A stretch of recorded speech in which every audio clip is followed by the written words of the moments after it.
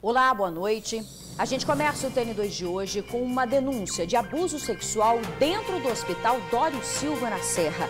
A vítima foi uma paciente de 56 anos. Ela teria sido violentada no banheiro do hospital e até depois de passar por uma cirurgia. O autor seria um funcionário responsável pela coleta de sangue. A vítima afirma ter sido ameaçada de morte caso contasse para alguém o que aconteceu. Os detalhes dessa história absurda você confere agora na reportagem. Os abusos aconteceram dentro do Hospital Dório Silva, na Serra. Por celular, eu conversei com a paciente que foi vítima do coletor de sangue. Ela tem vergonha e medo de aparecer, mas contou como o homem praticava o assédio. Eu estava no quarto lá, eu e a colega de quarto, e esse homem começou a me elogiar. Eu era a paciente mais bonita. Um dia ele passou, eu estava tomando banho. Aí eu não vi, ele entrou dentro do quarto, não tinha acompanhante, não tinha visita, nem ninguém. Eu estava saindo para pegar a peça íntima para vestir. Ele pegou e me jogou dentro do banheiro. E fechou a porta. Passou a mão nas minhas partes íntimas, nos meus seios. A paciente foi internada no último dia 29 e ficou mais de 15 dias no hospital para retirar uma pedra na vesícula. Mesmo depois de passar pela cirurgia, os abusos continuaram. Eu estava deitada de barriga para cima, ele suspendeu o edredom, por debaixo do edredom, ele meteu as mãos nas minhas partes íntimas, mesmo após a saída do UTI, entendeu? Falou assim comigo: se você não ficar boazinha comigo, eu vou tirar sangue nas suas virilhas agora. Durante o tempo em que ficou no hospital, a vítima pensou em denunciar tudo o que estava acontecendo, mas tinha muito medo porque era ameaçada pelo funcionário. Falou assim, com a boca caladinha, porque esse negócio é perigoso, não é muito bom abrir a boca, tem que ficar com a boca quietinha, porque isso dá coisa ruim, entendeu? Ele chegou a ameaçar a senhora de morte? Sim. Não abre a sua boca não, fica com sua boquinha fechada para viver mais. Não fala nada não, tá? Isso é bom, porque quem fala muito, não é muito bom não, morre. A vítima só procurou a polícia depois de ter alta do hospital. Agora ela já está em casa tentando se recuperar da cirurgia. Isso porque está muito abalada e disse que nunca imaginou passar por nada parecido. Eu estou me sentindo um lixo, com depressão, pesadelo. A cirurgia não está recuperando, eu não estou conseguindo dormir, não estou conseguindo comer. Eu estou perdida, sabe? Estou com medo demais. Diante dos momentos de terror que viveu, a vítima pede justiça e, acima de tudo, respeito. Me respeitar como mulher, me respeitar como paciente, me respeitar. Eu preciso ser respeitada, eu preciso ser protegida. Nem no leito, no hospital, você não tem direito de ser respeitada. Cadê a nossa justiça? Eu espero que alguém faça alguma coisa para me ajudar e me proteger também. Olha, gente, a Polícia Civil diz que o caso está sendo investigado pela Delegacia Especializada de Atendimento à Mulher da Serra. Já a Secretaria de Saúde do Estado afirmou que todos os hospitais da rede possuem serviços para acolher e orientar os pacientes e que, nesses casos, é necessário que a vítima registre um boletim de ocorrência para que os fatos sejam verificados pela direção da unidade junto ao órgão competente.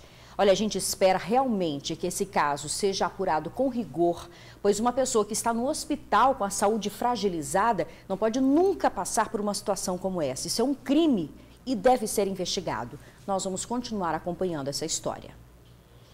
O homem que se entregou à polícia após ter matado a esposa conseguiu enganar a família da vítima por muitos anos. Hoje eles quebraram o silêncio e falaram como ficaram surpresos ao saber que Mirela sofria nas mãos do marido e ao descobrir que ele foi capaz de atirar e matar a própria esposa.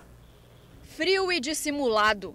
Esse é o perfil de Isaías Júnior Carvalho, acusado de matar a esposa, Mirela Figueiredo Peruzzi, de 27 anos, na última segunda-feira.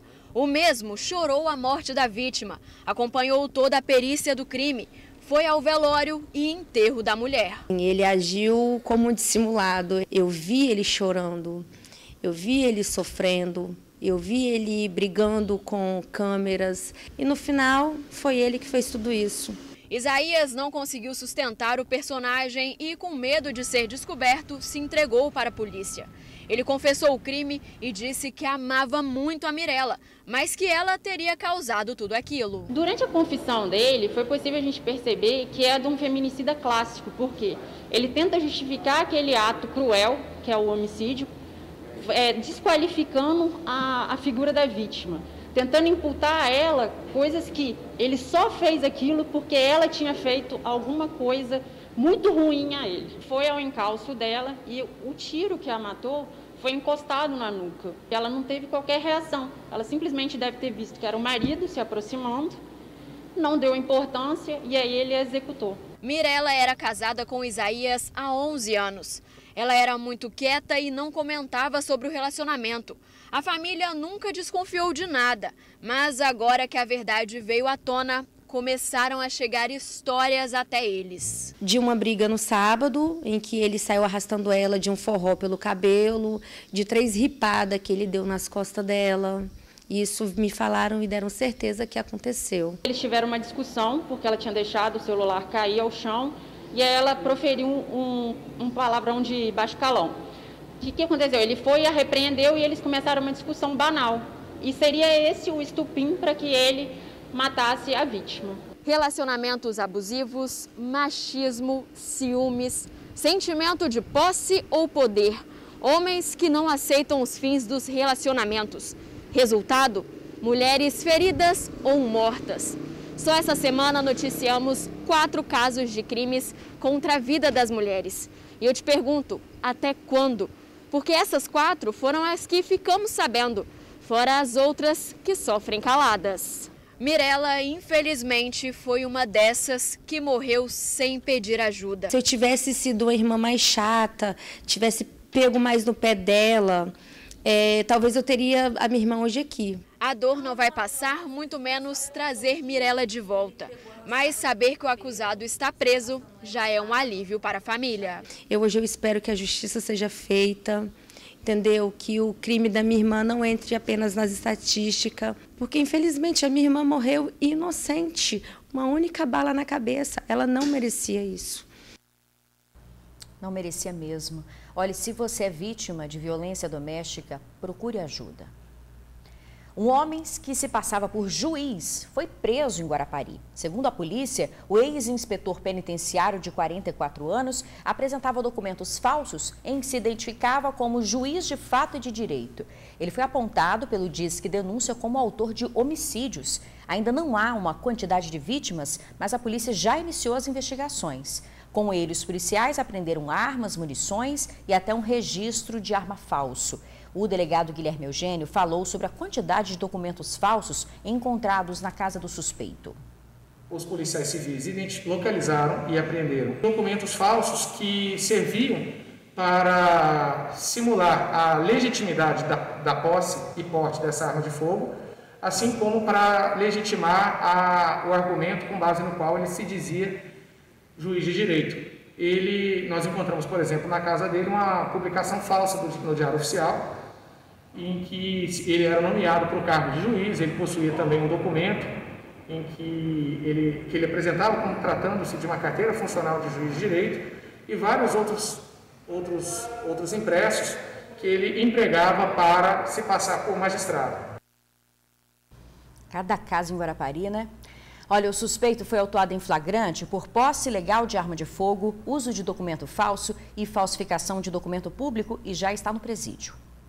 A polícia investiga a morte de um chapeiro na Serra. O corpo de Vitor Santos Reis foi encontrado com as mãos amarradas com um cinto e com a bermuda baixada. Ele foi assassinado com 5 tiros. O crime aconteceu em Jardim Carapina. Familiares contaram que Vitor já teve envolvimento com o tráfico de drogas quando era menor de idade, só que teria largado o mundo do crime e estaria focado na profissão de chapeiro. Ontem, Vitor estava em uma barbearia quando recebeu uma ligação e saiu de lá. Mais tarde, o corpo foi encontrado. As denúncias sobre os suspeitos podem ser feitas ao 181. A seguir, idoso é investigado por praticar ato sexual na frente de uma criança. E ainda os números do coronavírus aqui no estado, um instante só. Um casal morreu vítima da Covid-19. Jaime Gáudio Júnior, de 61 anos, e Jaciara Moraes Gáudio, de 57, moravam em Coqueiral de Aracruz, no norte do estado. O casal ficou internado por uma semana em hospitais diferentes e acabou falecendo no mesmo dia, com uma diferença de 5 horas. Jaiminho, como era conhecido, aguardava por um transplante de fígado e, assim como a esposa, era hipertenso. Eles foram casados por 40 anos, tiveram 3 filhos e 6 netos. Pois é, gente, o número de mortes continua alto aqui no estado. Em 24 horas, segundo o painel Covid, foram registradas 24 mortes, ou seja, 1 morte por hora. Nós chegamos, portanto, a 4.082 óbitos. O número de casos confirmados no estado é de 175.300 e o número de pessoas curadas é de 163.100. De ontem para hoje foram mais de 1.000 novos casos e as pessoas consideradas curadas foi de 1.545. Agora, olha só que absurdo, gente. Um idoso de 75 anos foi indiciado por praticar ato sexual na frente de uma criança de 6 anos de idade. A polícia afirma que o aposentado já tem 3 passagens na justiça por crime semelhante. O idoso de 75 anos anda pela rua, depois se aproxima do portão de uma casa. As câmeras não mostram, mas, segundo a polícia, neste momento ele chama uma menina de 6 anos, que estava brincando no quintal, e pede para que ela fique com as pernas abertas. Ele não tem contato físico com a criança, mas de longe e na frente dela começa a tocar o próprio corpo. Uma vizinha ouviu o idoso conversar com a menina e pediu para ela entrar em casa e, em seguida, o suspeito saiu do local. A cena foi gravada no dia 16 de setembro e divulgada hoje pela Delegacia de Proteção à Criança e ao Adolescente. O caso aconteceu em um bairro de Vitória. O local não será divulgado para preservar a identidade da vítima, que tem 6 anos de idade. De acordo com a polícia, o idoso mora no mesmo bairro. Ele foi intimado, prestou depoimento e, por enquanto, responde em liberdade. Durante o tempo de interrogatório, ele se demonstrou bastante furtivo em relação às perguntas. A princípio, ele falou que não tinha se encontrado com essa criança. Depois que nós apresentamos essas imagens do vídeo monitoramento, ele acabou admitindo que de fato se encontrou com ela, mas que a princípio não tinha pedido qualquer tipo de ato em relação a essa criança. Mas ficou bem claro para a gente, em relação a essas imagens, que ele praticou essa conduta delitiva. Segundo o delegado, o idoso tem 3 passagens pela polícia por suspeita de pedofilia. Teve passagem criminal no ano 2002, 2008 e 2012 por crimes dessa natureza. À frente do caso, o delegado alerta os familiares e reforça a importância em denunciar. É muito importante os pais estarem presentes em relação à rotina dos seus filhos, eles ficarem atentos a quem a criança está conversando, o que ela está fazendo. E muitas vezes estar próximo dessa criança, saber ouvir ela e saber o que está acontecendo. Isso é repugnante, isso deveria ser proibido. Um idoso, uma pessoa nessa idade, ter esse tipo de atitude ainda, depois de 3 passagens, nem deveria mais estar na rua. Em Vila Velha, comerciantes que trabalham na Glória reclamam que são vítimas de arrombamentos. Só este ano, 700 locais foram furtados no município. Sobrou destruição e prejuízo. Pela segunda vez, uma farmácia na Glória, em Vila Velha, foi alvo de criminosos. A ação aconteceu de madrugada e, quando os funcionários chegaram para trabalhar, encontraram o local todo revirado. Os armários todos abertos, as portas todas abertas, viram os vidros, no chão, um cenário de destruição. O homem entra pelo terraço da loja e vasculha tudo. Mexe nas gavetas, nos armários, quebra vidros e vai embora com vários aparelhos celulares, dinheiro, pertence dos funcionários e equipamentos. Nós calculamos em torno de R$ 1.300 em dinheiro. Nós tivemos 2 aparelhos que estavam em uso, bolsa que estava em armário, relógio, óculos, um HD. Só esse ano, mais de 700 estabelecimentos comerciais foram furtados aqui no município de Vila Velha.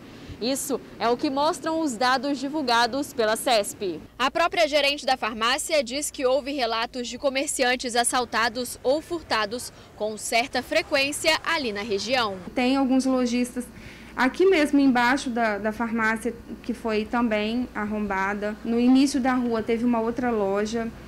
Aqui mesmo sendo principal também, já tivemos alguns casos. Apesar das reclamações, a Guarda Municipal diz que faz patrulhamento na região e que vai intensificar os trabalhos agora, final de ano. A Guarda vai estar intensificando, né, o trabalho que já faz, já diuturnamente, né, trabalho de viatura, com as bike patrulha, de monitoramento, tem as câmeras espalhadas pela cidade. Então a gente vai estar realmente intensificando o nosso trabalho aqui.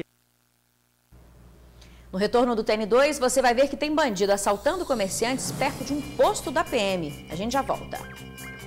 E medo em Cariacica, moradores do bairro São Geraldo reclamam dos constantes assaltos. Denilson tem essa padaria aqui no bairro São Geraldo 2, em Cariacica, há 10 anos. O estabelecimento já foi assaltado mais de 30 vezes.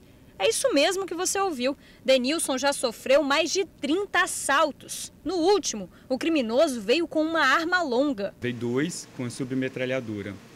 Aí eles já teve que se servir também, porque todo mundo correram, né? Ninguém ficou. Aí eles pegaram e foram a pé ainda, descendo aqui para baixo, sentido ok.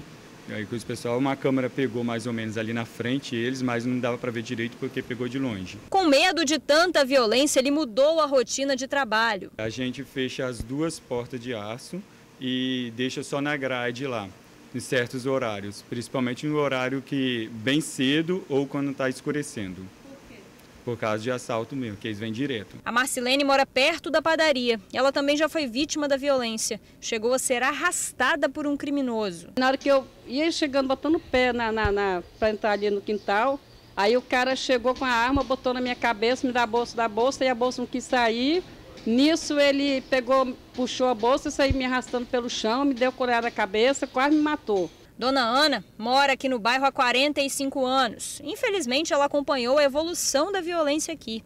Nos últimos 2 anos, ela conta que a insegurança faz parte do dia a dia. Ela mesma foi assaltada aqui há menos de 2 meses. Não tem policiamento, não tem nada disso. E os assaltos aqui é constante, é dia e noite, não tem hora. A gente não tem, assim, não pode nem praticamente sair de casa. A poucos metros da rua que os moradores reclamam dos constantes assaltos, olha só, tem uma estrutura que era para ser um posto da Polícia Militar. Só que, de acordo com os moradores, esse posto está desativado há anos. Ficou só a estrutura mesmo, porque não aparece nenhum policial. Já tem uns 6 a 7 anos que não funciona mais. O posto está desativado já há bastante tempo. Já tem mais de ano que aquele posto ali.